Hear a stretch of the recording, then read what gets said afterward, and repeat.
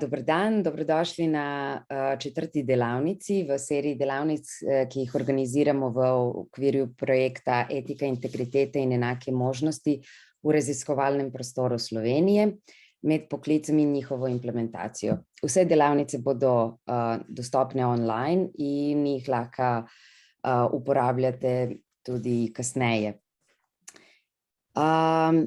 Današnje delavnice so imele namen pomagati organizacijam, ki pripravljajo ali izvajajo načrte za enakost spolov, da pokrijejo vse tematike, ki jih predvideva Evropska komisija oziroma priporoča, da naj bi bili deli načrtov za enakost spolov. Jaz bom zdaj podelila svoj ekran.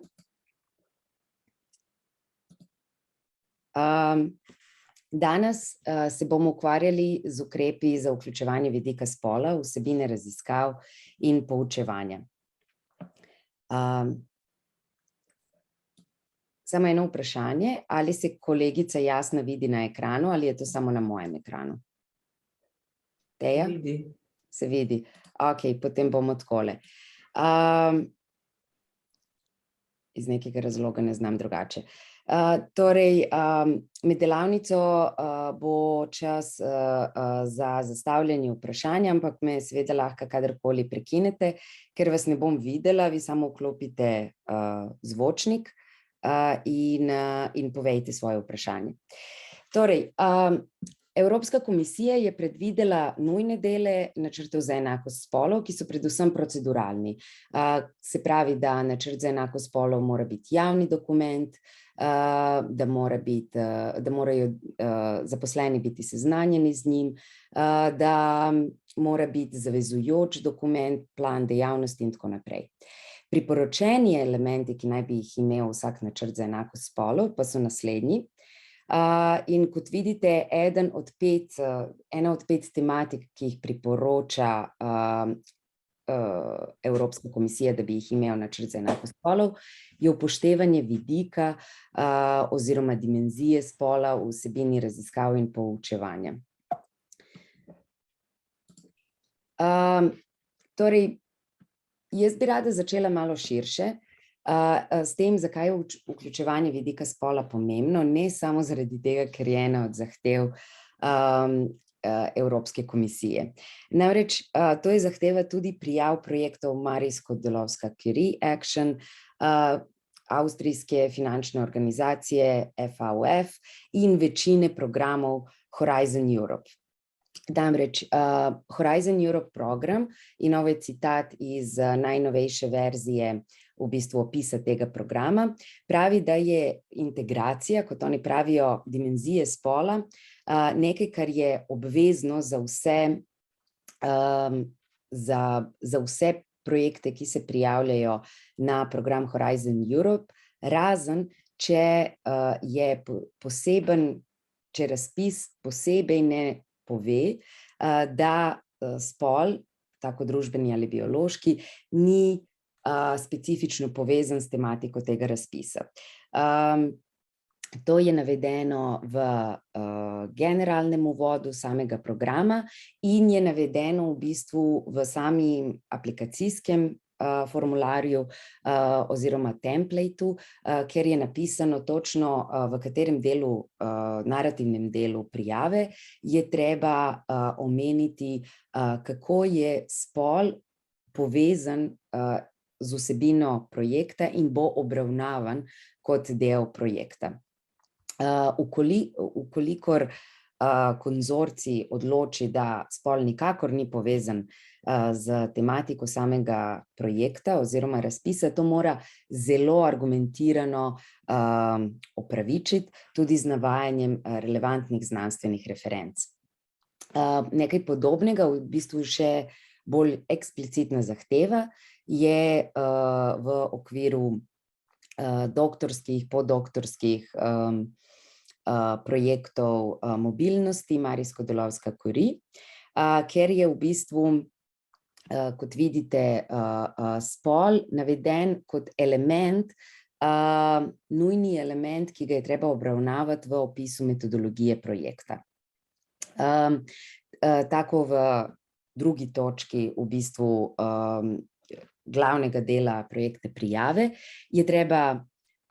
so navedeni nujni podnaslovi tega poglavja in začne se z overall methodology, splošna metodologija, in ena od točk nujnih je dimenzija spola in drugi aspekti projekta, ki so povezani z različnostjo, ki jih projektna prijava mora nujno opisati, in tu je tudi v navodilih za izpolnjevanje prijave podčrtano, da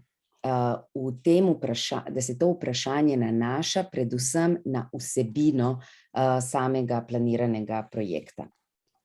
Podobne zahteve je tudi v vseh projektih avstrijske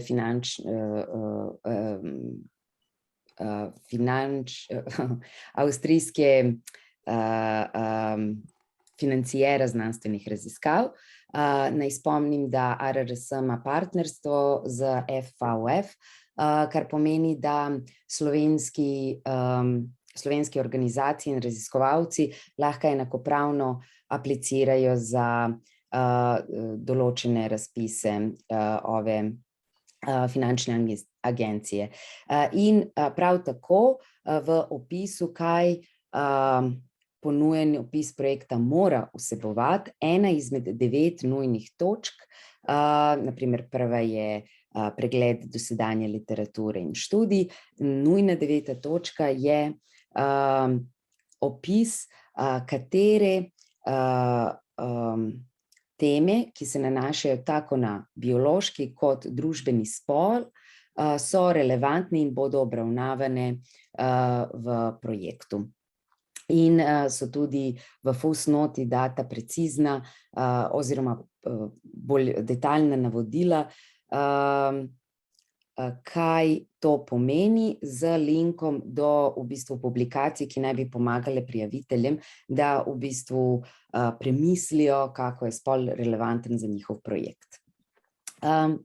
Ampak moj onkraj pragmatičnih, praktičnih razlogov, zakaj moramo vključevati vidike spola v različna disciplinarna področja, je tudi v bistvu argument, ki izhaja iz same znanosti. Da bi bila večja družbena relevantnost raziskav in njihovih rezultatov, projekti oziroma raziskave, študije in sama študijska polja oziroma discipline bi morale imeti to specifiko za družbene razlike, ki so zaznamovane s spolom, in prav tako za biološke razlike med različnimi telesi. Torej, kaj pomeni ta družbena relevantnost raziskav? Dala bom nekaj primerov, ki so tudi navedeni v literaturi, ki jo priporoča Evropska komisija oziroma v njihovih guidelinesih in toolkitih.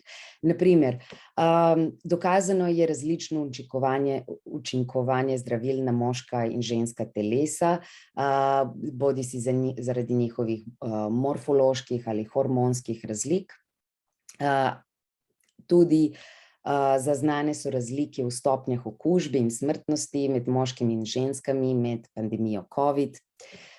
To je bilo naprimer v literaturi Gender Innovation, o tem, ki jo je pripravila Evropska komisija, se v bistvu pojasnjuje kot en primer, ki nam je vsem blizu, ker smo ga pred kratkim živeli, da v bistvu COVID je imel vpliva različno na moške in ženske v različnih delih sveta, tudi iz bioloških razlogov, ampak tudi družbenih.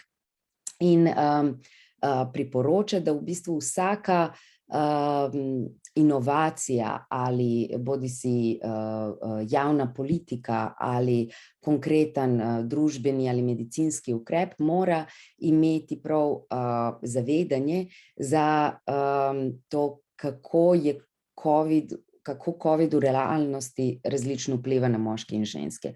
Od tega, da so statistično zaznali razlike v imunskih reakcijah in smrtnosti med moškimi in ženskami, do tega, da vakcine različno vplivajo na moška in ženska telesa, odvisno tudi od različnih vplivov različnih hormonov. Potem, da zaradi tega, ker ženske predstavljajo močno večino zdravstvenega, skrbstvenega osebja, je treba tudi premisliti način, na kateri dizajniramo na primer varnostne opreme, načine, na kateri organiziramo družbene ukrepe, kot je na primer šolanje od doma. Tudi je treba te spolne razlike imeti v mislih, ko se organizirajo kampanje zaščite oziroma ukrepi za preprečevanje širjenja okužb. Naprej, spol je pomemben na primer tudi pri razvijanju javnih politik, pri raziskovanju davčnih zakonodaj se redko obravnava vpliv različnih zakonodajnih oziroma davčnih zakonodajnih mehanizmov in pravil na različne spole, čeprav je dokazano, da vsaka davčna reforma vpliva na socioekonomske neenakosti. Tudi eden od tipičnih primerov tega, kako je pomembno vključevati dimenzijo spola, tudi ko raziskovalci delajo v aplikativnih raziskavah, na primer varnostni pasovi so standardno bili izdelani po merah moškega telesa in so v bistvu šele pred kratkim uvedli pravila, po katerih jih je treba prilagoditi tudi ženskem telesu, ki ima drugačne manjše gabarite. Prosim. Ja? Nekdo je imel vprašanje, prosim? Ja. Povejte, Dušan. Mislim. Saj, kaj, en kos, koliko je to? Po moje, gospod Dušan, ni na tiho. Ja, oprostite, prosim, samo izklopite mikrofon. Hvala za to intervenco. Tudi tehnologije umetne inteligence in mašinskega učenja so dokazano pokazale, da v bistvu s tem, ko se učijo iz družbenih informacij in tudi reproducirajo že obstoječe družbene stereotipe. Samo trenutek.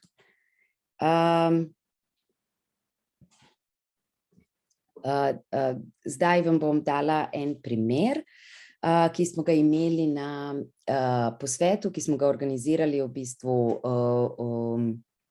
v začetku leta 2020 o različnih presečiščih spola in različnih disciplin in je koleginica Senja Poleg z Inštituta Jožef Stefan predstavila, kako v bistvu, kakšna je dimenzija spola v računalniškem jezikoslovju.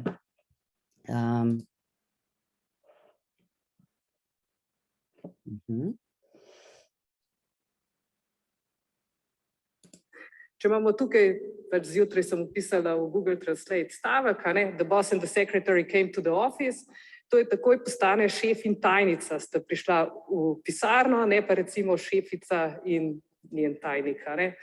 In potem tudi tukaj, the boss asked the secretary to take notes, šef je prosil, zdaj to postala sekretarka, da si beleži. In to, zakaj je to tako? Ker je v vseh teh besedilih, ki jih vidimo, je dejansko to toliko bolj pogosto uporabljena fraza. Torej, to ne gre za zdaj neko pravilo, ki si ga je računalnik zmislil, ampak to odseva rabo našega jezika. Zdaj bom... In v bistvu takšna že obstoječa seksistična raba jezika v vsakdanjiku se odraža potem tudi v v jezikovnih aplikacijah. Tukaj sem na primer naredila screenshote Google, Gmaila in Word dokumenta oziroma aplikacij avtomatičnih spell checkerjev za slovenski jezik, ki so v bistvu mojo uporabo besed v ženski obliki, kot je sodelavka, profesorka, predstavnica. V bistvu algoritem je zaznal te ženske oblike kot napako in mi sugeriral v bistvu namesto tega moške oblike. Torej, tudi pri razvijanju nečesa, kar se zdi tako objektivno in tako objektivno in v bistvu avtomatično, moramo imeti to zavedanje, da obstaja dimenzija spola in to potem mora biti vključeno tudi v projekte, ki na primer delajo raziskovalno jezikovne korpuse ali aplikativno razvijajo tehnologije umetne inteligence. No, poleg večje družbene relevantnosti raziskav, če vključimo vidik spola, vključevanje vidika spola omogoča tudi poglobljeno razumevanje potreb, obnašanja in mnenj različnih ljudi, pomaga pri zaznavanju družbenih neenakosti, torej ne samo neenakosti med spoli, ampak tudi kako je na primer revščina različno porazdeljena med moškimi in ženskimi in tudi kakšna je na primer pozicija oseb, ki so diskriminirane po več plateh, na primer ženska, migrantka, mlajša, nezaposlena. Tudi vključevanje vidika spola v raziskovanje pomaga, da se zaznajo že obstoječe pristranskosti, ki so vpisane, a pogosto se jih ne zavedamo, v same znanstvene pristope in metodologije, ki smo jih do sedaj jemali kot objektivne. Tako se je na primer to je citat iz časopisa Chemical and Engineering News, ki v bistvu kritizira prakso, ki je ne tako davno bila, ki je v bistvu ne tako davno bila zavržena, da so se v laboratorijah na primer uporabljali samo živali moškega spola, ker se je mislilo, da so ženski hormoni na nek način moteč faktor v analizi učinkovanja substanc, torej v nekih biomedicinskih raziskavah. Danes se to smatra za nezadosten standard in se zahteva vključevanje torej v laboratorijske raziskave vidika spola na način, da so ne samo živali različnih spolov, ampak da je v bistvu spol vključen v vse segmente analize, preverjanja in ponavljanja eksperimenta. In na koncu, vključevanje vidika spola je pomembno tudi za razvoj interdisciplinarnosti in novih metodologij. Tukaj bi izpostavila en primer dobre prakse prav iz Slovenije. Nada Kraševec, ki mislim, da je danes z nama na delavnici, je v bistvu v svojem članku opisala različne načine, na katere spol je pomemben za razumevanje v bistvu infekcij pri plesni oziroma gobah. In je v bistvu pokazala, kaj pomeni dosledno izpeljevanje te metodologije skozi vse aspekte analiziranja v bistvu procesa glivičnih infekcij. In na koncu vključevanje vidika spola je pomembno tudi zaradi tega, da bi za študente razvili čim bolj vseobsegajoče študijske programe, ki pokrivajo vse te informacije iz relevantne discipline, kako ta disciplina v bistvu korespondira z dimenzijo spola. Študenti bi se morali tega zavedati tudi zaradi svojega prihodnjega dela kot splošne razgledanosti. Ko rečemo študijski program, tukaj mislimo tako na sam kurikulum, torej izobraževalni program in predmetnik, kot v bistvu druge študijske obveznosti in izven študijske aktivnosti. Na tej točki bi vas vprašala, če imate morebitna vprašanja ali komentarje, preden z preidemo z tega zakaj na to, kaj to pomeni vključiti dimenzijo spola. Prosim, če imamo kakšne komentarje. Ja, pač glede tistega algoritma pri prevajanju, ne? Ja? Sicer razumem, da je narobe, da v bistvu prikaže ženski spol kot napačen, pač da je v bistvu narobe napisano, ne? Ampak po drugi strani pa moramo razumeti, da angleščina v bistvu nima spolov notri in v bistvu hoče popraviti takoj na tisto, kar naj bi bilo iz nekega razloga moško. Ja, seveda. Stvar je samo v tem, da potem raziskovalci, ki na primer delajo v jezikih, kot je slovenščina, torej germanski, romanski, slovanski jeziki, ki imajo spol vpisan veliko globlje v samo uporabo besed, morajo to tudi upoštevati pri svojih raziskavah in svojem, na primer, prilagajanju, apliciranju aplikacij, ki jih prevzemajo za hod. S tem se strinjam, ampak pač to bomo dosegli šele, ko pač potem nekdo, ki dejansko uporablja spole v jeziku, tudi napisal algoritem. Od Angležev lahko to pričakujemo, ampak ni jim pa prioriteta. Tak se mi pač zdi. Ja, seveda, samo ni to tema. Ja, okej, sej to. Mislim, v Komentar. bistvu, jaz ne morem komentirati, kaj je prioriteta razvijalcev programa v Angliji, ampak v vsakem primeru ti, kot sem pokazala na prezentaciji, ves čas se razvijajo aplikacije za avtomatično preverjanje pravilnosti napisanega za vse jezike. Torej za slovenščino imamo spell check sigurno več kot 15 let in se nenehno izboljšuje. Tisti razvijalci, ki sodelujejo pri razvijanju slovenske aplikacije, bi morali se zavedati teh dimenzij spola in v bistvu na ta način razviti dodatne funkcije aplikacije. Ali samo razširiti vokabular oziroma dati večjo ponderacijo, težo besedam, ki so v ženski obliki in se manj uporabljajo v javni porabi, ampak niso zaradi tega napačne. Strinjam. Ja, okej. Še kakšen komentar? Mislim, da je Nada Kraševec, da je prej dvignila roko. Ja. Jaz sem zgolj hotela povedati, da obstajajo tudi v Sloveniji, kakor vem, razvijalci teh algoritmov, recimo Instatext je, mislim, da slovenska firma. Ja, hvala, Nada. Točno tako. Torej, poanta današnje delavnice ni govoriti o tem, kaj je pravilno in kaj ni pravilno, ker ni jasnih ločitev in razlik.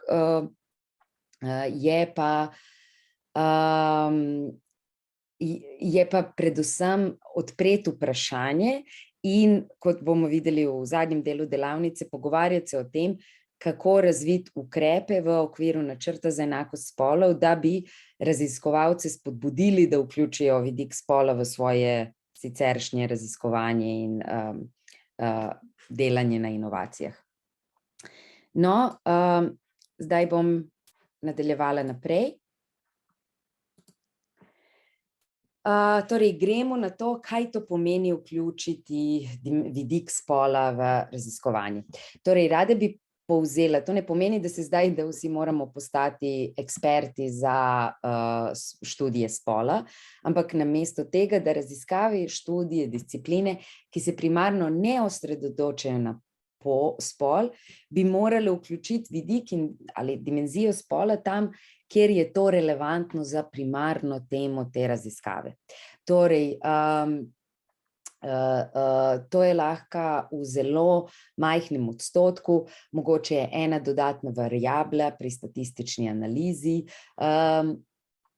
ali pa nekaj, kar temeljito pretrese ali spremeni raziskovalno vprašanje. Drugi način, kako lahko imenujemo ta pristop, je torej spolno občutljiv pristop, kar pomeni upoštevanje razlik med spoli pri vseh vidikih raziskovanja, od začetka, torej formiranja raziskovalne ideje do samega konca izpeljevanja nekega raziskovalnega projekta.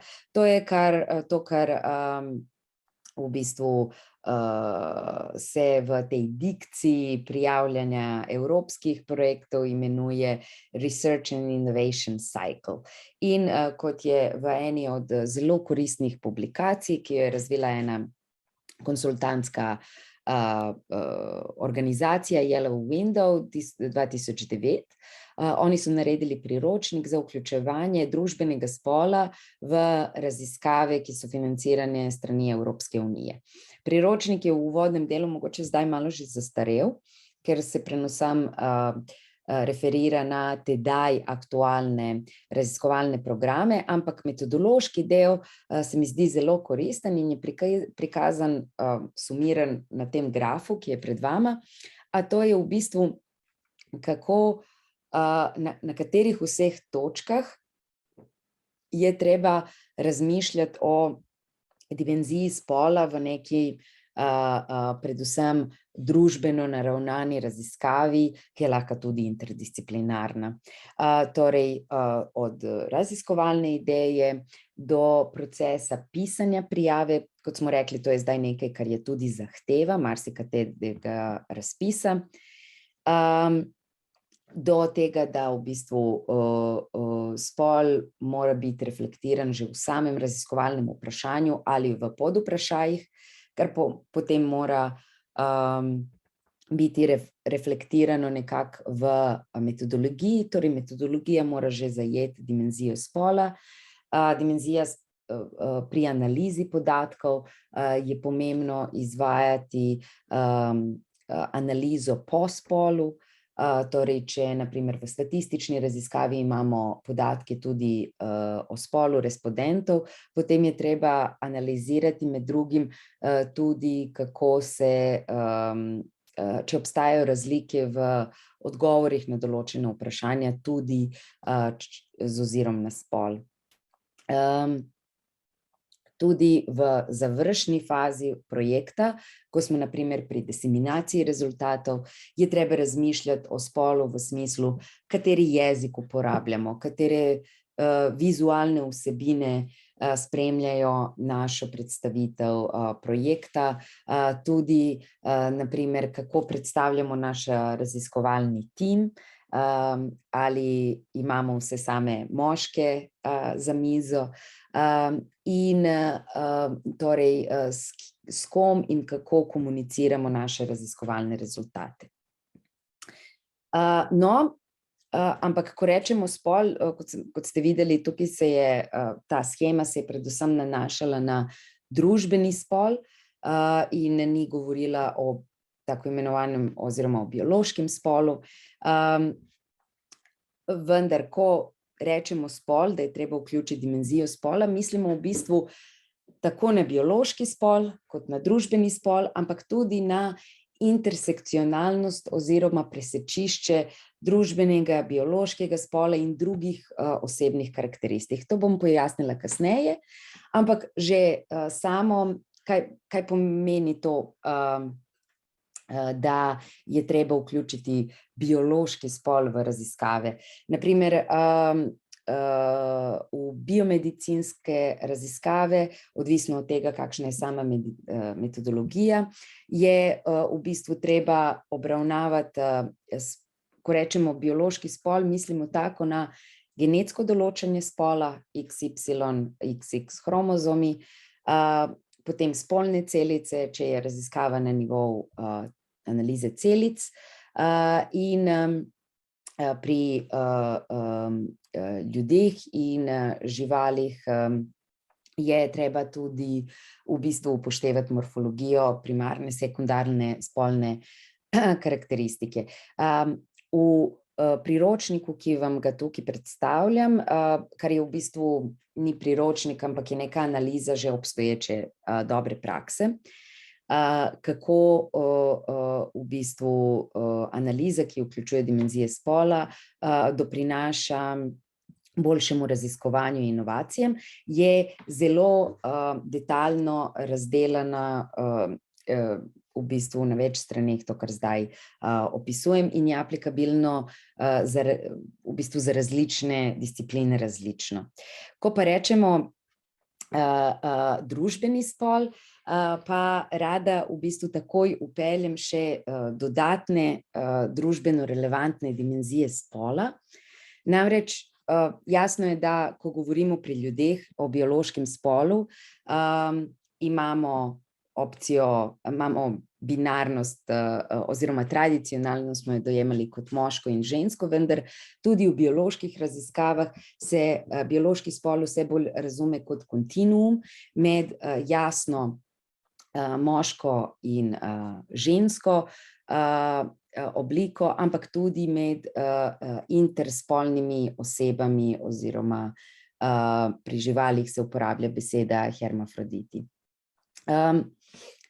In to, kar imenujemo družbeni spol, pa je v bistvu nekako sestavljeno pri sami osebi iz dveh aspektov. Ena je spolna identiteta, a to je kako oseba sebe doživlja v smislu spola, bodisi kao moškega ali žensko ali kot queer osebo oziroma nekje znotraj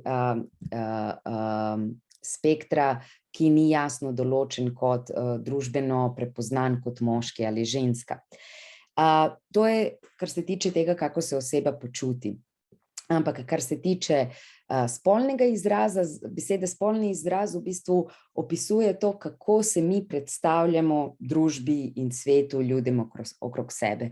Ali se torej oblačimo, obnašamo in izgledamo na moško tipičen ali žensko tipičen način. In spet je to treba razumeti kot en spektar med skrajnostima, ker tudi obstaja v bistvu siva cona androgine oziroma spolno nedoločljivega izraza, ko vi svojim v bistvu videzom in obnašanjem načeloma nočete pripadati ne tipično moški ali tipično ženski skupini. In seveda ovo, kar sem do zdaj omenila, popolnoma nima veze z četrtim aspektom, a to je spolna usmerjenost, kar predvsem pomeni, katera vrsta osebe nas privlači. Torej, če nas privlačijo dominantno osebe istega, nasprotnega spola, ali je v bistvu ali oboje, oziroma ali nam to kot takšno ni pomembno.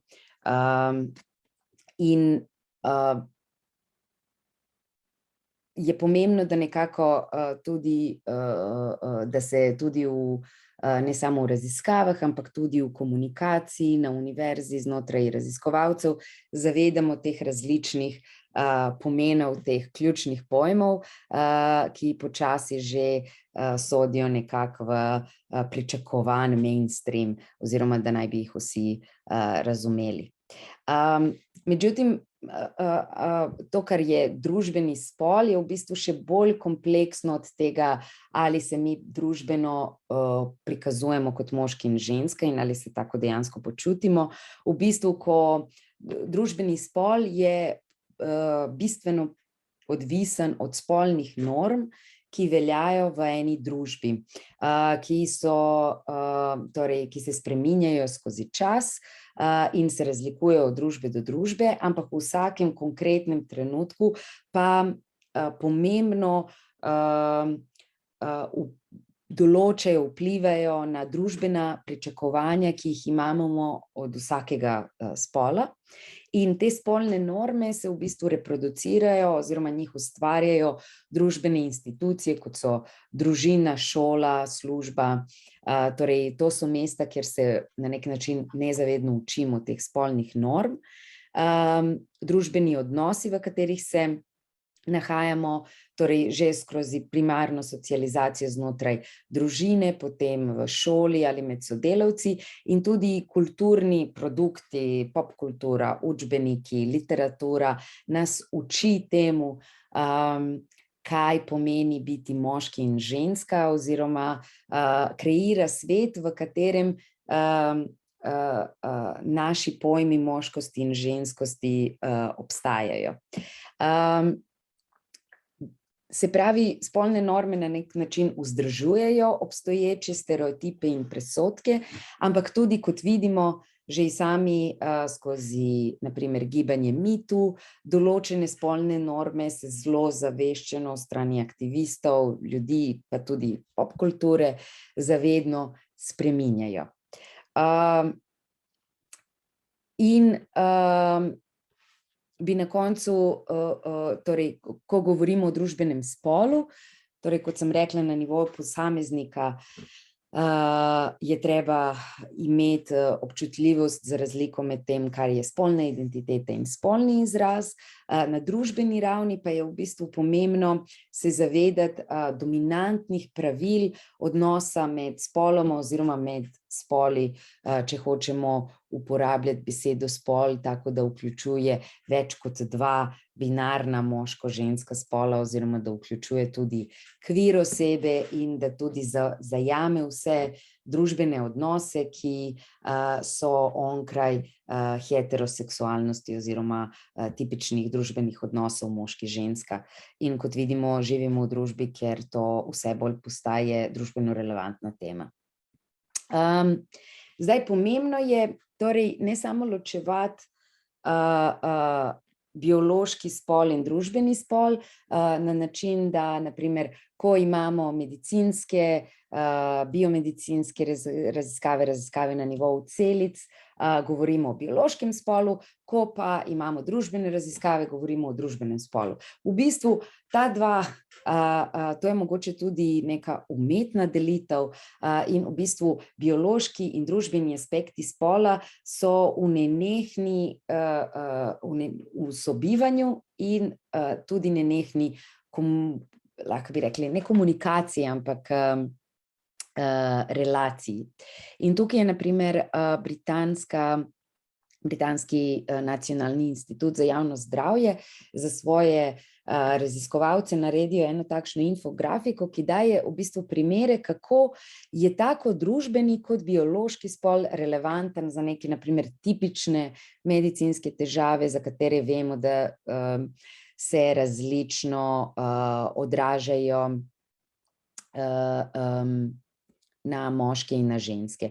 Tako, na primer, pri mentalnem zdravju je pokazano, da so iz različnih bioloških razlogov ženske oziroma biološke ženske bolj nagnjene depresivnim motnjam, ampak po drugi strani zaradi različnih družbenih stereotipov ženske so tudi bolj nagnjene, da poiščejo pomoč, oziroma moške je ponavadi bolj sram in odklanjajo to vrsto medicinske pomoči. Ampak tudi na primer na nivoju na primer kardiovaskularnih bolezni, na primer biološka razlika je v tem, da zaradi razlik v moškim in ženskem telesu in v bistvu razvejanosti kardiovaskularnega sistema pri ženskah, ki je ponavadi bolje razvejan v manjše kapilare, tudi se povečuje tveganje za zdravstvene težave oziroma za ustavljanje pretoka krvi, ampak kar je dodatno v bistvu izpostavlja ženske večjemu riziku, če se upošteva družbeni aspekt, da ženske kot skrbnice, primarne skrbnice za svoje družine, po eni strani so, kot smo govorili o mentalnem zdravju, bolj nagnjene poiskati pomoč, ko se ne čutijo mentalno zdrave, po drugi strani zaradi nenehnega stresa in načina življenja, kasneje zaznajo na primer simptome zastoja srca ali možganske kapi. Tudi je bilo pokazano, da tipični znaki oziroma napovedni znaki za na primer možgansko kap so bolj tipični za moška telesa kot za ženska, oziroma da ženske so v manjši meri naštele vse napovedne simptome, na primer prihajajoče možne kapi. Torej, stvar je veliko bolj kompleksna kot samo tehnično razločevanje med biološkim in družbenim spolom. In kot sem še prej omenila, ko govorimo o vključevanju spola v raziskave, to v bistvu pomeni tudi upoštevanje pristopa intersekcionalnosti, ki v bistvu upošteva združeno delovanje različnih osebnih okoliščin, ki jih oseba ima v eni družbi. Torej, ne samo, da vas določa vaš, na primer, spol, ampak v družbi ste različno obravnavani, imate različne izkušnje, odvisno ali ste, na primer, invalidna oseba ali ne, ali katera je vaša spolna orientacija, kateri je vaš status, ali ste revni, ali ste migrant, ali pripadate večinski ali manjšinski etnični skupini, ali živite v glavnem mestu ali na podeželju. In v bistvu vse so to aspekti, ki ustvarjajo različne okoliščine, v katerih ljudje živijo, in posebej pri družbeno relevantnih raziskavah je nujno upoštevati te različne dimenzije. In je posebej pomembno za razumevanje diskriminacije in kompleksnih neenakosti, torej neenakosti, ki vključujejo na primer ne samo družbeni status, ampak tudi, to je vedno pogojeno zelo pogosto, na primer imigrantnost je na nek način povezana tudi z nižjim ekonomskim statusom. In upoštevanje intersekcionalnosti pojasnjuje tudi razlike, ki jih imamo v izkušnjah, pogledih med posameznicami, tako da se na primer načeloma izogibamo prinašanju zaključkov, ki obravnavajo moške kot eno skupino ali ženske kot eno skupino. Zdaj je mogoče spet trenutek za vprašanja, preden preidemo na praktičen del današnje delavnice. Imate mogoče kakšne komentarje? Vprašanja? Seveda, glavno vprašanje je, kako zdaj to kompleksnost biološkega, družbenega spola, intersekcionalnosti vključiti v raziskave, ki so navidezno zelo tematsko oddaljene od tematike spola, posebej za naravoslovje in tehnične vede. Torej, Evropska komisija prav zaradi tega pričakuje, da načrt za enakost spolov vsebuje ukrepe, ki ne zahtevajo, ampak spodbujajo, da se vidik ali dimenzija spola nekako sistematično vključi v delovanje organizacije. To ni diktatorski ukaz, da se vsi zdaj moramo ukvarjati s spolom, ampak v bistvu je bolj zahteva, da inštitucije o tem redno premišljujejo. Tudi je pričakovano, da raziskovalne organizacije, visokošolske ustanove v svoje strateške programske dokumente, v katerih na primer navajajo raziskovalne inovacijske prioritete te inštitucije, vključijo tudi na primer večjo skrb za vključevanje dimenzije spola, ukoliko to že ni ena od obravnavanih tematik. Potem se pričakuje, da oziroma eden od načinov je poskrbeti skozi ukrepe znotraj načrtov za enakost spolov, da organizacija vključi vsebino, da se dimenzija spola vključuje sistematično v vsebino raziskovalnih projektov in predstavitev rezultatov teh projektov in njihovih raziskovalnih dosežkov. Torej, to vključevanje dimenzije spola mora biti tudi vidno navzven pri predstavljanju raziskovalnih rezultatov tako znanstveni javnosti kot tudi splošni javnosti. Zato so organizacije vabljene, da razvijajo v bistvu, da v svojo siceršnjo strokovno pomoč za pripravo projektnih prijav vključijo tudi na primer vidik spola oziroma da je vključevanje vidika spola ena od tem strokovnega pripravljanja treninga. Tudi načrt za enakost spolov lahko predvideva vključevanje vidika spola v vsebino predmetnika in kurikuluma in druge izobraževalne dejavnosti. To je neki povzetek tega, kar piše v priročniku, ki ga tukaj imate pred sabo, ki je v bistvu za druge, meni se zdi, za druge aspekte načrtov za enakost spolov veliko bolj razdelan in praktičen, za to področje pa mogoče niti ne. V bistvu veliko več je napisano o tem, kako bi lahko agencije za financiranje raziskovalnih projektov, kot je na primer ARRS v Sloveniji, v svoje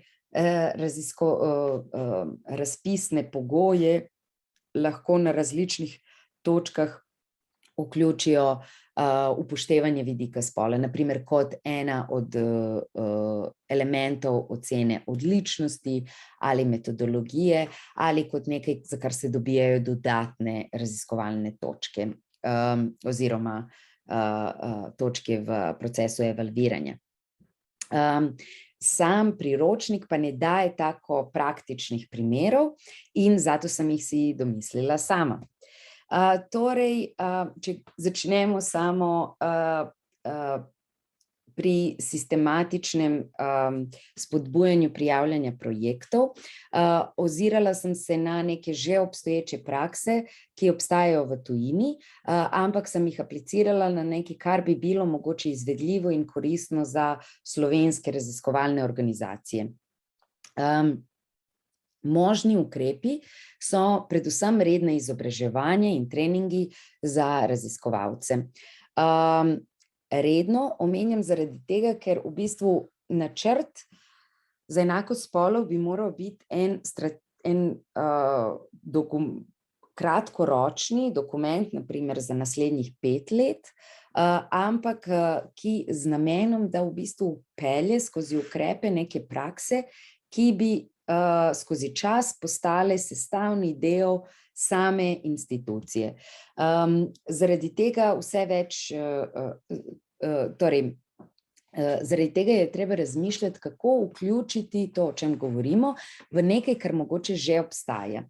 In tako raziskovalne organizacije, kot vemo, pa tudi univerze, za svoje raziskovalce redno organizirajo neka raziskovanja in ena od možnosti je, na primer, organizirati enkrat na leto neko splošno izobraževanje o spolno občutljivem pristopu, ki na primer razlaga neke glavne principe spolno občutljivega pristopa. Lahko pa se izbere v bistvu neko predavanje ali trening, ki je specifično za določeno disciplino, ki je dominantna na tej raziskovalni organizaciji ali mogoče na določenem oddelku. Tako da je eden od možnih ukrepov, ki ga na primer ima fakulteta, ta, da v bistvu naloži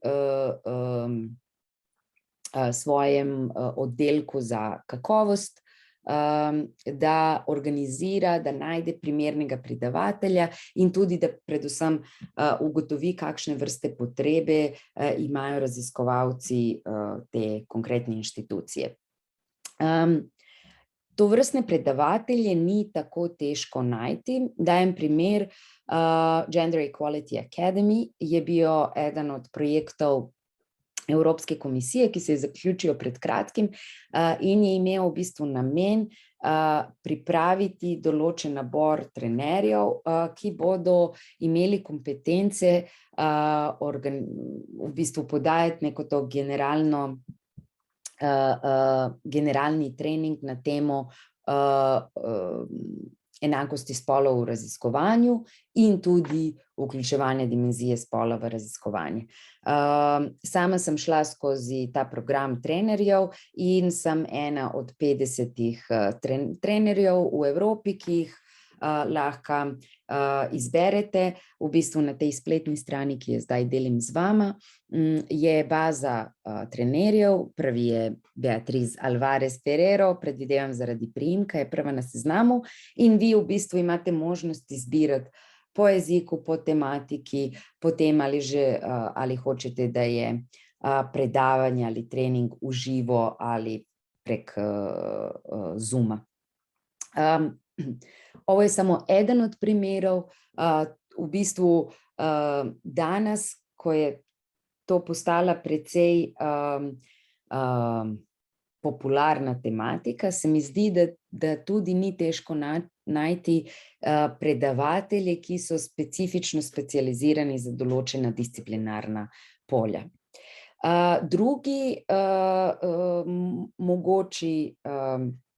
Še en mogoči ukrep je na primer organizirati redna gostujoča predavanja raziskovalcev, ki so v svojem raziskovanju, na primer na področju kemije, fizike, umetne inteligence, že dosegli neke rezultate z vključevanjem dimenzije ali vidika spola in v bistvu lahko pokažejo tudi, kako to praktično izpeljati znotraj tega disciplinarnega polja in do kakšnih zanimivih rezultatov se na ta način lahko pride. Eden ukrep, ki je tudi možen, a to so nekaj, kar bi jaz imenovala brainstorming delavnice, podobno kot hackathon. Če poznate, kaj je hackathon, to je v bistvu dogodek, na katerem se zberejo programerji in družboslovci različnih vrst, od raziskovalcev do aktivistov, ki se na primer zavedajo določenih družbenih problemov in kako bi bilo smiselno za to razviti določene softverske aplikacije, mobilne aplikacije in tako naprej, ampak seveda sami nimajo IT znanja in jih damo skupaj z IT-jevci, ki so sposobni, spretni v pisanju programov, ampak mogoče nimajo to vrsto, sami nimajo pri sebi to vrsto znanja in imaginacije, ali želje, da se ukvarjajo z določenimi družbenimi problemi. Na podoben način se lahko organizirajo brainstorming delavnice, ker imate na primer raziskovalce, vaše raziskovalce, na primer z Inštituta Jožef Štefan, in jih dajete skupaj na en interaktiven način z, na primer, strokovnjaki z področja študij spolov, ki imajo to vrsto senzitivnosti, da zaznajo spol v različnih družbenih interakcijah, odnosih, ki znajo razmišljati o spolu, na primer, ko razmišljajo o uporabnosti praktičnih predmetov, kot je, na primer, ta miška, ali je enako ergonomična za moške in ženske roke, podobno za telefone in tako naprej. Zdaj sem dala zelo banalne praktične primere, ampak to vrsto delavnice sem tudi sama imela v mislih, ko sem pripravljala priročnik za uvajanje spolno občutljivega pristopa v raziskovanje in poučevanje. Ta priročnik je na voljo online kot odprto dostopna publikacija, lahko pa tudi naročite fizične izvode pri nas na e-mail naše sekretarke, ki je tudi bila oseba, ki vam je poslala Zoom za današnji dogodek, in v bistvu gre za eno takšno tanko, jaz bi rekla precej neambiciozno in mogoče na prvi pogled tako enostavno publikacijo, ki je v bistvu ima logiko, da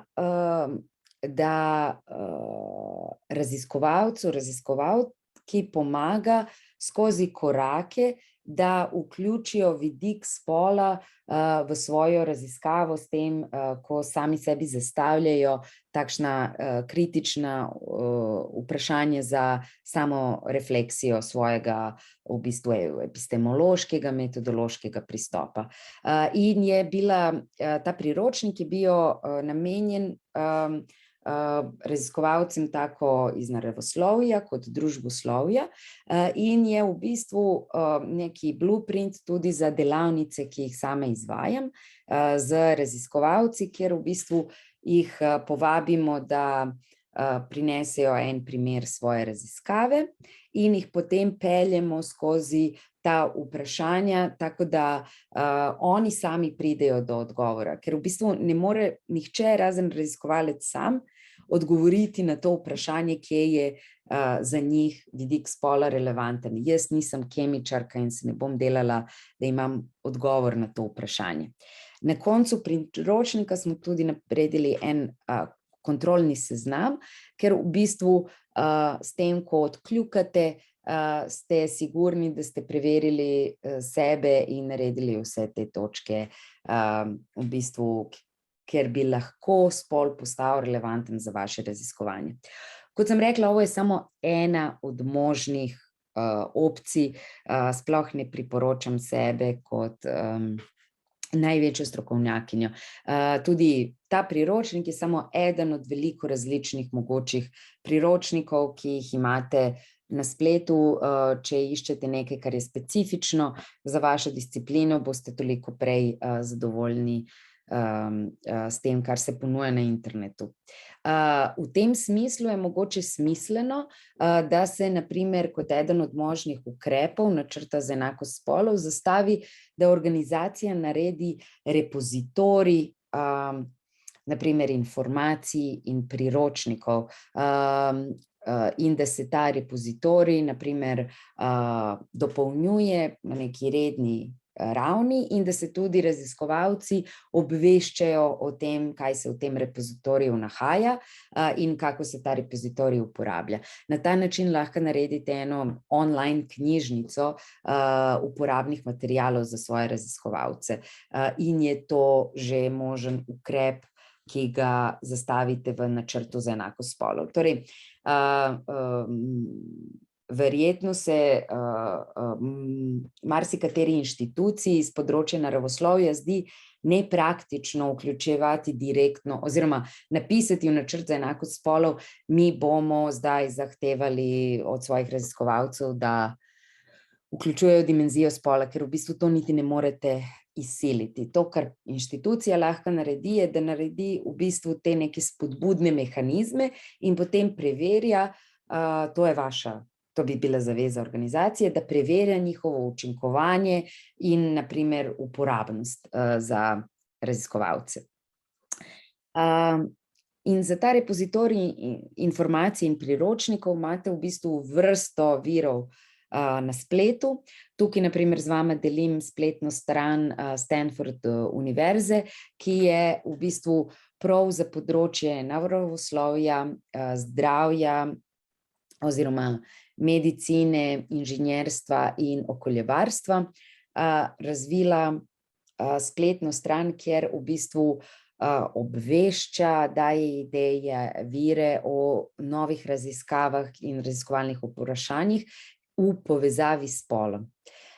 In je to na primer lahko eden vir informacij. Tudi kot sem rekla, priročniki, kot je moj, ki je generičen, obstaja tudi veliko priročnikov za določene, na primer, specifične tematike, kot so okoljske spremembe ali poljedelstvo, oziroma na primer spolno občutljiva, kvalitativna in kvantitativna analiza podatkov pri ekonomskih raziskavah, ki tematizirajo na primer revščino, izobraževanje, politično participacijo. In v bistvu daje takšne zelo oprijemljive, aplikabilne sugestije in rešitve, ki jih potem raziskovalec, raziskovalka dokaj enostavno lahko aplicira na svoj konkreten projekt. Tudi eden od možnih ukrepov, ki jih raziskovalna organizacija lahko vzame, je na primer organiziranje seminarjev in konferenc ali skrb za redno pošiljanje svojih raziskovalcev na seminarje in konference, ki tematizirajo spol v povezavi s primarno disciplino, s katero se raziskovalec, raziskovalka ukvarja.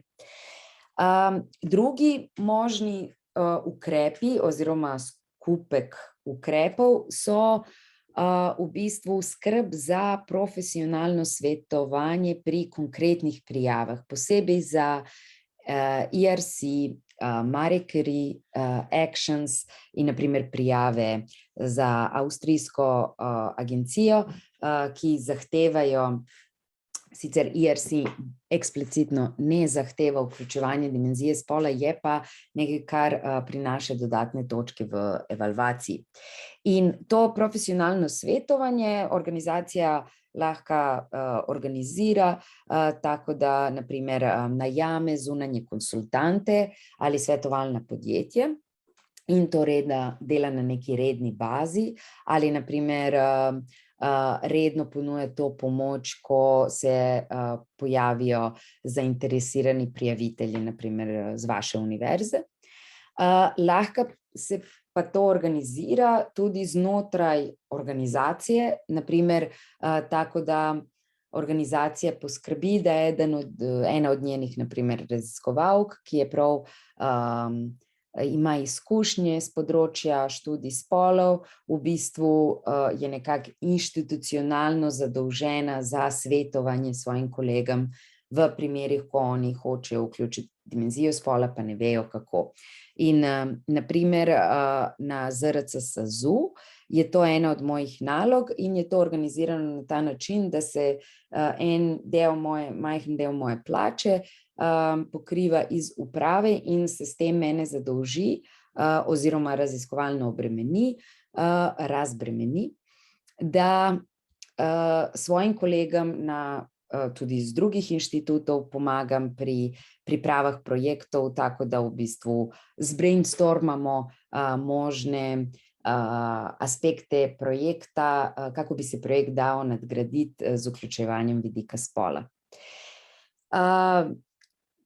Tretja vrsta možnih ukrepov, s katerim organizacija institucionalno spodbuja prijavljanje, na primer vključevanje vidika projektov v projektne prijave, je na primer neka vrsta simbolnega nagrajevanja ali da se javno izpostavijo tovrstni projekti ali projektne prijave, bodisi v nekih notranjih glasilih ali navzven, ali na primer letna nagrada znotraj institucije. Poznamo, da v bistvu vsaka od naših organizacij ima neki sistem notranjega nagrajevanja. Na ZRC SAZU imamo zlati, srebrni znak, lahko uvedemo nekaj, kot je na primer letna pohvala za odličnost z vključevanjem vidika spola.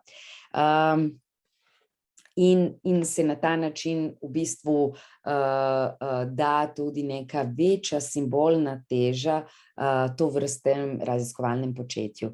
Moramo se zavedati, da v določenih znanstvenih disciplinah, ki sebe dojemajo kot pure science, vključevanje vidika spola, bodisi biološkega ali družbenega, zna biti pogosto devalvirano kot nepotrebno, nekaj, kar smo prisiljeni zaradi Evropske komisije, ne nekaj, kar je v bistvu prednost, nekaj, kar prinaša večjo znanstveno odličnost.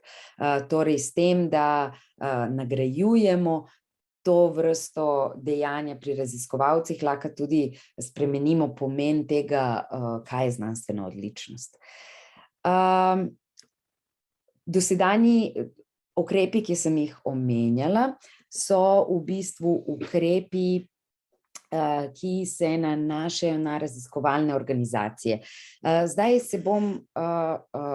v nadaljevanju bom govorila o možnih ukrepih, ki bi poskrbeli za vključevanje dimenzije spola v izobraževalni proces. Ampak na tem nivoju raziskovalnih projektov zanima me v bistvu vaše mnenje. Kaj mislite, kateri od teh ukrepov, ki sem jih predlagala, bi bil na primer uporaben v vaši organizaciji, kateri pa ne bi bil izvedljiv iz nekega razloga?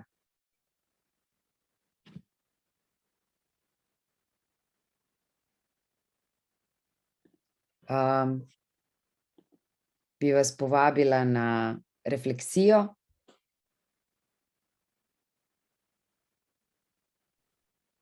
Ja, bom jaz začela potem. Ja, To hvala. je tema, ki se dejansko z njo ukvarjam, no, pa imam že izkušnje v interakciji z mojimi kolegicami pa kolegi na Inštitutu za novejšo zgodovino, kjer sem v zadnjih 15 letih vseeno videla, da je kar veliko potrebno razlage, zakaj je to potrebno, kaj to pravzaprav pomeni. Tako da vidim to, tudi sicer se to spreminja, tudi s prihodom mlajše generacije, se mi zdi vseeno na inštitut, ampak pač vidim to kot en izmed izzivov. In se mi zdi, da si zelo fino, no, sploh vse tako zelo jasno predstavlja in se mi zdi fino, da si podala te možne ukrepe, tudi v bistvu to, kako je potrebno več o tem govoriti, imeti več nekih takih predstavitev, tudi bolj v bistvu osredotočeno na točno določena področja, zdaj ne v raziskovanju nasploh, ampak ali pa mogoče pač na našem inštitutu, kar se tiče zgodovine, jaz sem sicer antropologinja, tudi antropologije, etnologije in pa v okviru posameznih programskih skupin. Se mi zdi, da ta osredotočenost pa fokusiranost, da je fina. Zdaj ta brainstorming delavnice se mi zdi, da bi bile fine, predvsem za tiste mogoče, ki se tudi že ukvarjamo s temi temami, da razmišljamo o nadaljnjih nekih takih tehnikah pa pač možnih pristopih pa dostopih. Zdaj to, kar se tiče priročnika, je super, da obstaja, ne vem pa, koliko velikokrat se ljudje dejansko pač njega poslužujejo, je pa mogoče nekaj, da seveda se lahko referiraš, da to vseeno imamo, ne. Drugače pa vsekakor v nadaljevanju, če bo to tudi v projektih bila kot neka zahteva oziroma kot priporočilo, bo vedno več, se mi zdi, pač te potrebe, tudi kar se tiče pač svetovalke. Zdaj po mojem, če to povem na inštitutu, ne bo prav dobrega razumevanja, no, se mi vsaj zdi. Ampak glede na to, da bo to mogla postati neka praksa, se mi zdi pa pač, da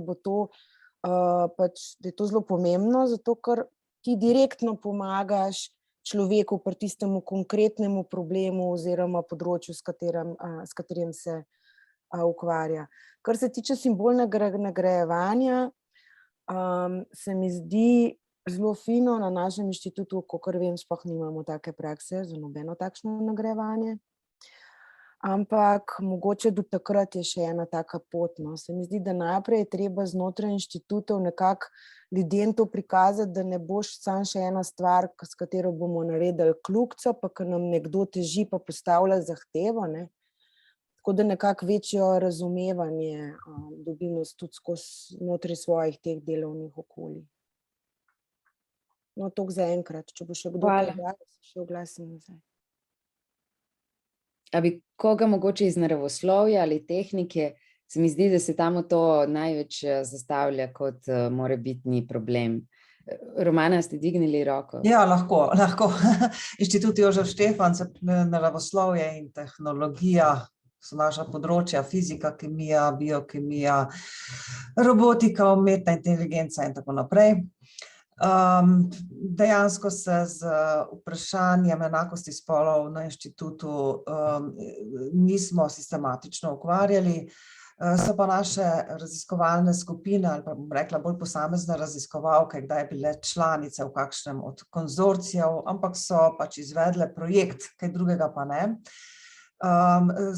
Smo se pa pred kakšnimi 5 leti prvič res sistematično zbrali žal smo bile takrat samo ženske, z veliko podporo prejšnjega direktorja, in smo dejali, da želimo pač na nivoju inštituta nekaj narediti. Postale smo del mednarodnega konzorcija in potem je kar nekajkrat smo se morali prijaviti, da smo končno dobili financiranje Evropske komisije, in v okviru tega zdaj pripravljamo načrt enakosti spolov. Pravzaprav je že pripravljen, zdaj čaka še na formalni sprejem. Zdaj tale, seveda se potem tudi z temi vključevanjem vidika spola, vsebine raziskav in poučevanja nismo ukvarjali, bom rekla, sistematično. In v okviru vseh aktivnosti, ki smo jih imeli, smo opazili tudi seveda ta vidik in imamo predvideno tudi predavanje, delavnico na to temo. Še pred tem bomo imeli še nekaj drugih predavanj in delavnic, ker moramo najprej sploh ljudi prepričati, da na inštitutu to rabimo. Namreč pri nas smo bili vsi, večina moških in tudi žensk, ne večina, skoraj vsi prepričani, da tega ne rabimo, ker imamo pač objektivna merila, ki veljajo za vse.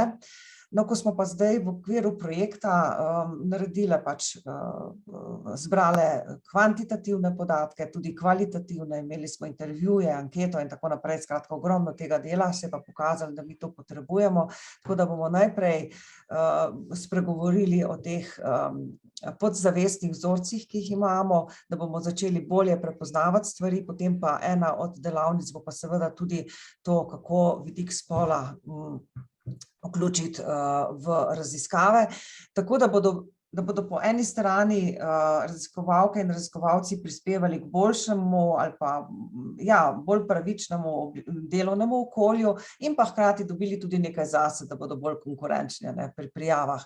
Zdaj te ukrepi, bili smo vprašani o ukrepih, ki so bili navedeni.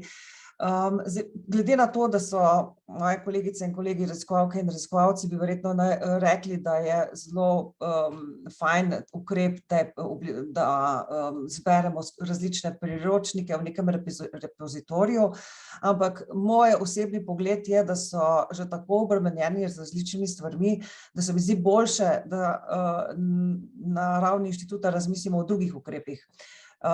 Da recimo tu in tam pridejo na kakšno izobraževanje, redno izobraževanje se mi zdi zelo v redu, potem zelo fajn se mi zdi ideja za brainstorming delavnice, ker že tudi nekaj časa jaz razmišljam o tem, kako povezati recimo naše delo, naše raziskovalne skupine z skupinami, ki delujejo v področju družboslovja, tudi umetnosti, recimo kulture, tega povezovanja je malo in se mi zdi, da bi takele delavnice, mislim, tole je zdaj ena od možnosti, da se povežemo, pa še, če sem malo, da vidim, tudi tole oseba za podporo pri prijavah projektov za vidik spola, mi take posebne osebe ne bomo dobili, pa ravno v moji pisarni pripravljamo kar veliko izobraževanj, ki delujejo ali pa delavnic v podporo prijavam in zagotovo bom na to od zdaj naprej bolj pozorna.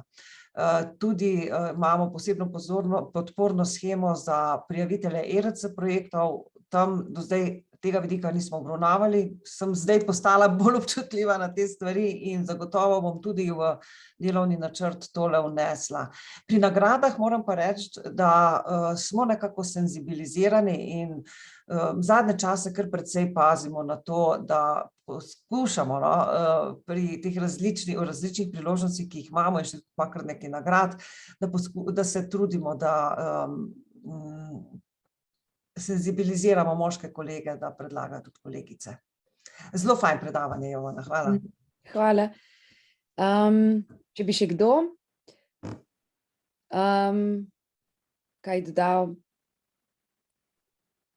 Seveda, pri ukrepih je vedno treba razmišljati, kaj je izvedljivo znotraj inštitucije, kaj bo ostalo vzdržno skozi čas, tudi ko mine evropski projekt ali mine zdaj to leto, ko vsi delamo načrte za enakost spolov. Torej, najboljše je na primer v neki že obstoječi program izobraževanja dodati kot obvezno vsebino na letni ravni eno predavanje ali en trening na temo, kako vključiti v dimenzijo spola. Ali na primer v kazalnike že obstoječe nagrade znotraj inštituta, na primer dodati kazalnik, na primer preboj v povezovanju vključevanja dimenzije spola z tematiko in da je potem to eden od kriterijev, na podlagi katerega se znotraj inštitucije lahko dodeli nagrada. Zdaj bi potem, če bi še kdo kaj dodal? Meni se samo to zdi, kar je Romana ravnokar rekla, pa vem, da vi ste tudi delali, Jovana si rekla, na ZRC SAZU, tako veliko s temi anketami, pa pogovori, pa intervjuji. Kot prvo, da se res odkrije, kakšno je stanje, po drugi strani se pa na tak način mogoče lažje tudi ena na ena v manjših skupinah v bistvu začnejo o teh stvarih bolj govoriti. Tako, ko se mi zdi, da je dobro Romana povedala, da zdaj, ko je to poslušala, pa se s tem več ukvarja, potem postaja bolj pozorna. Se mi zdi, da je to taka pač pot, ne? Če nimaš zdaj nekega prav velikega odpora za ta vprašanja, tako se mi zdi, da z več pogovora, včasih je tako, sicer se mi zdi v mojih izkušnjah v manjših skupinah na začetku in potem v večjem lažji.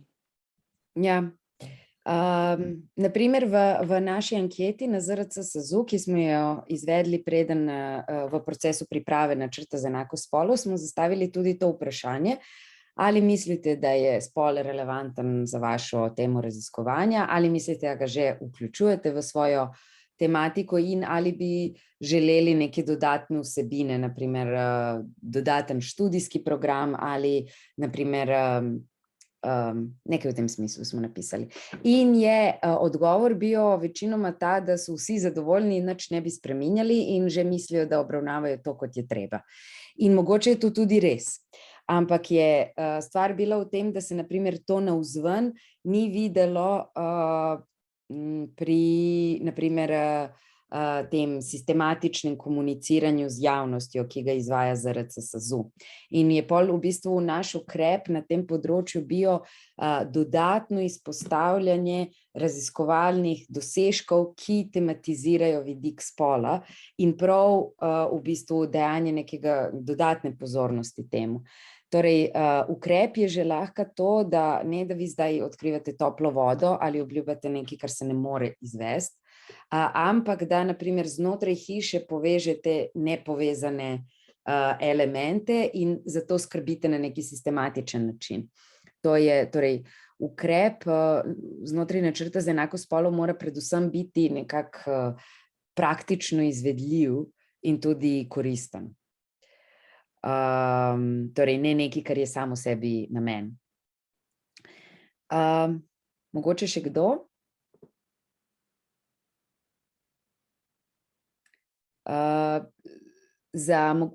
Ker sem videla na seznamu prijavljenih, da je bilo kar nekaj prijaviteljev tudi iz manjših raziskovalnih organizacij, zelo majhnih, naprimer, ki verjetno nimajo kapacitete znotraj hiše, da bi zdaj eno osebo za to zadolžili, ali nimajo finančnih kapacitet, da bi naročili neko dodatno izobraževanje.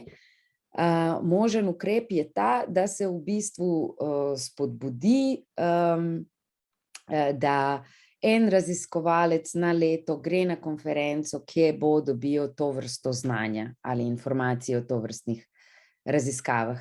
In je potem to del nekega rednega programa odhajanja na konference, nastopanje in tako naprej. Ampak to, kar je ukrep, je v bistvu sistematična skrb, da se to dogaja, ne da se samo od sebe zgodi, ker če prepustimo inerciji, pol se tudi lahko ne zgodi. Zdaj bi šla še na zadnji del, a to je v bistvu možni ukrepi v izobraževanju. Samo trenutek. Torej, kaj bi bili možni ukrepi vključevanja vidika spola? Seveda najbolj ambiciozen za eno, na primer, fakulteto bi bilo uvajanje novega študijskega programa ali kreiranje novega predmeta.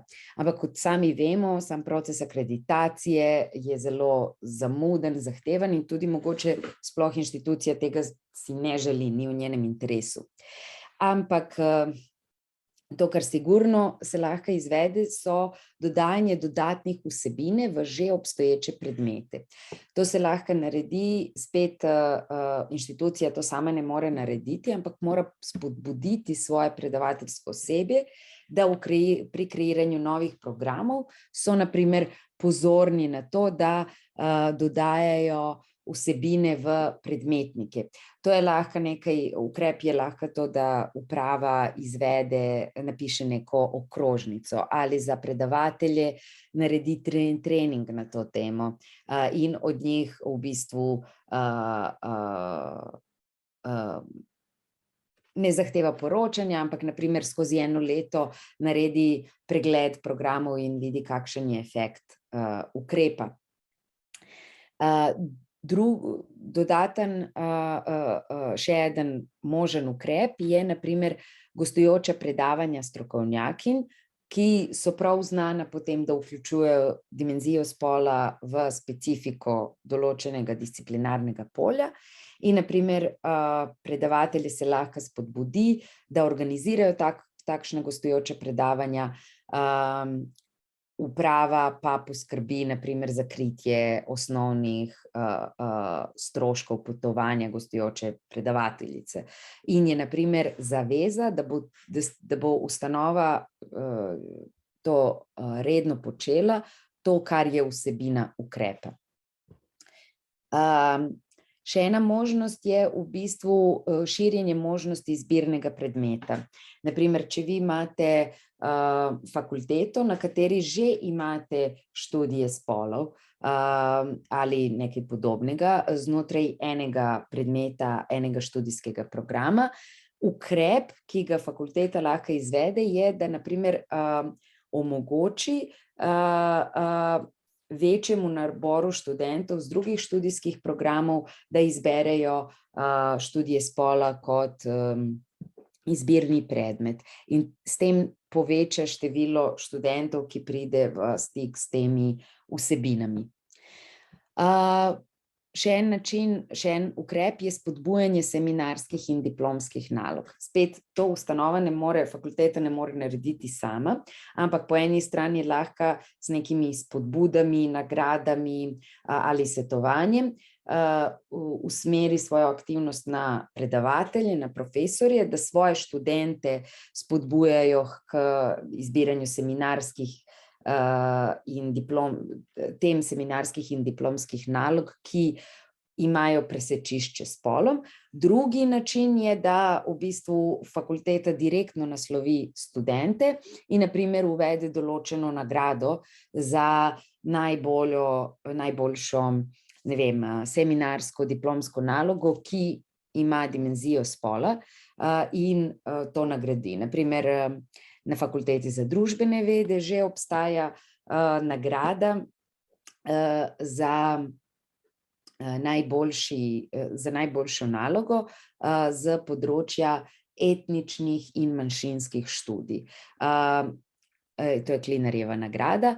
Nekaj podobnega bi se lahko ustanovilo za študije spola oziroma ne za kombiniranje vidika spola z neko drugo študijo. In na ta način se na primer spodbudijo direktno sami študenti. Ena dodatna možnost, ki jo fakulteta lahko naredi, posebej primerna za doktorske študente, je metodološki seminar o vključevanju dimenzije spola in to je na primer nekaj, kar se velikokrat dela v tujini in na primer na tovrstnem seminarju doktorskim študentom se lahko predstavijo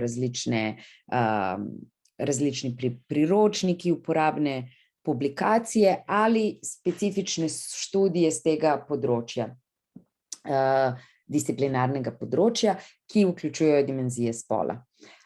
Spet ta metodološki seminar lahko vključi gostujoča predavanja, raziskovalcev z drugih inštitucij, iz tujine in tako naprej. V bistvu spet gre za to, da se ne odkriva topla voda, da se fakulteta, ustanova ne zaveže za nekaj, kar je neizvedljivo, ali nekaj, kar bo ad hoc dogodek. En trening za študente. En trening za študente ne bo nič spremenil. In v bistvu takšen ukrep tudi ne bo dolgoročno prinesel sprememb. Poanta je, da se že v obstoječe mehanizme izobraževanja nekako tu pa tam, kjer je primerno, skrbi za vidik spola. Tudi letna nagrada za predavateljski prispevek, na primer, je nekaj, kar si fakulteta lahko domisli kot vrsto simbolne nagrade. Ko govorimo o izobraževanju, moramo imeti tudi v mislih tematske ekskurzije ali ekstrakurikularne dejavnosti oziroma izobraževalne poti, obiski drugih inštitucij, študijski obiski drugih držav. Na primer, če na vašem inštitutu Jožef Štefan ne poznate še nikoga, niste imeli izkušnje z povezovanjem tematike spola z raziskovanjem plastičnih nanodelcev. Predvidevam, da kdo takšen obstaja na University College London, s katerim že, na primer, inštitut Jožef Štefan ima, zdaj uporabljam seveda konkretno inštitucijo samo kot primer, hipotetičen. Že obstaja neko sodelovanje med inštitucijami in se, na primer, mladi raziskovalci pošljejo na študijsko ekskurzijo v London, katere bo del tudi, na primer, predavanje ali obisk laboratorija, ki je znan po tem, da izvaja raziskave, ki vključujejo vidik spola v primarno raziskavo nečesa tako tehničnega in abstraktnega, kot so plastični nanodelci.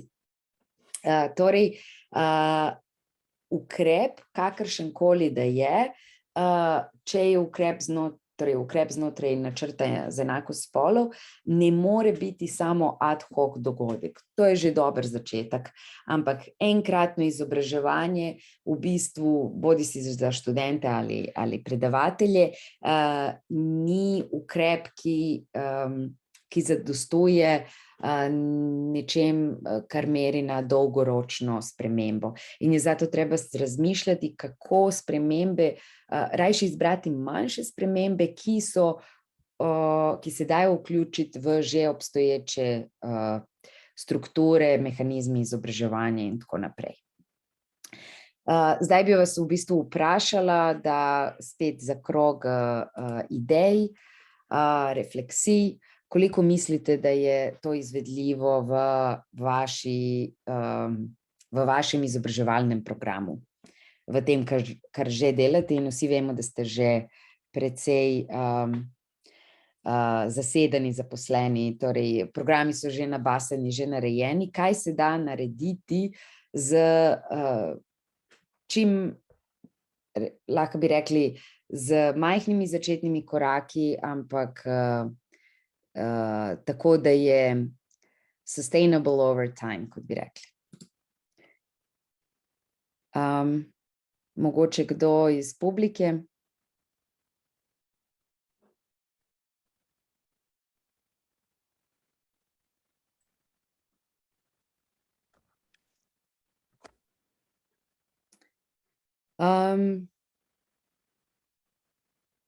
Nekdo z fakultete? V bistvu, ali da obrnemo drugače, kaj od tega se vam zdi kontraproduktivno, neizvedljivo in brez efekta?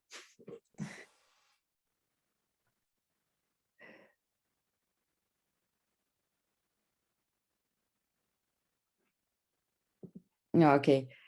Mogoče samo nečisto povezano. Jaz sem se ukvarjala s tem, kako to vprašanje spola nekako poudariti že v srednji šoli, kako jih sploh pripraviti te nove generacije, da bi že razmišljali o tem, ko bi prišle recimo v raziskave. Ne. Pa zaenkrat sem zgolj do tega razmišljanja prišla. No, in predlagala ravnatelju, vendar ni bilo nekega posebnega navdušenja nad to temo. Ja. Pogosto se dodajanje tematik spola zdi nekaj, kar je nerelevantno za čisto znanost. Oziroma nekaj, kar je tako prehodna družbena bolezen, ampak ni nekaj, kar je relevantno posebej za, ne vem, primarne naravoslovne raziskave. Je pa definitivno, torej mi zdaj govorimo o visokošolstvu, ko govorimo o izobraževanju, ampak v bistvu druge vrste evropskih programov Evropske komisije tudi probajo meriti, in to je neka tema tudi znotraj pedagoške stroke, kako na primer skozi izobraževanje spreminjati stereotipe in kako vključevati vidik spola. Na primer, če razmišljamo o tem, kako se človeška biologija poučuje v osnovni in srednji šoli, prepoznamo v bistvu en močen fokus na biologijo, torej otroci se predvsem in prvo učijo, kako izgledajo reproduktivni organi, kaj je njihov namen, kako izgleda rojstvo, kako pride do spočetja, kako izgleda rojstvo in tako naprej. Ne pogovarjajo se na primer istočasno o stvareh, ki so na primer spolnost in intimnost, spolnost, kaj je užitek za moške, kaj za ženske.